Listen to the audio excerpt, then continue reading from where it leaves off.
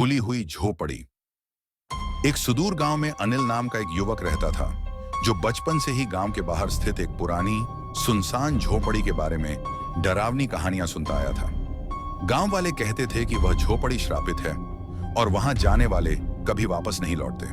लेकिन अनिल को हमेशा इन कहानियों पर शक रहा। एक रात अपनी जिज्ञासा शांत करने के लिए वह अकेले ही उस झोपड़ी की सच्चाई जानने निकल पड़ता है।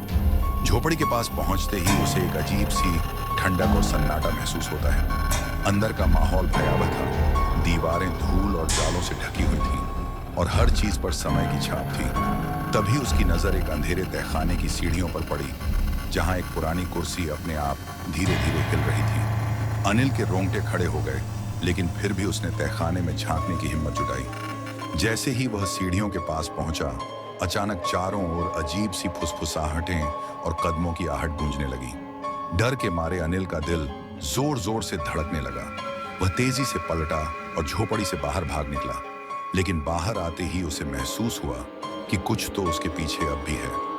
अनिल ने वापस गांव पहुंचकर उस रात का जिक्र कभी किसी से नहीं किया, पर उसके चेहरे पर वो डर हमेशा के लिए बस गया। गांव के लोग अब भी दूसरों को चेताते हैं कि उस झोपड़ी के पास न जाएं, क्योंकि वो श्रापित जगह अपने अगले शिकार का इंतजार कर रही है।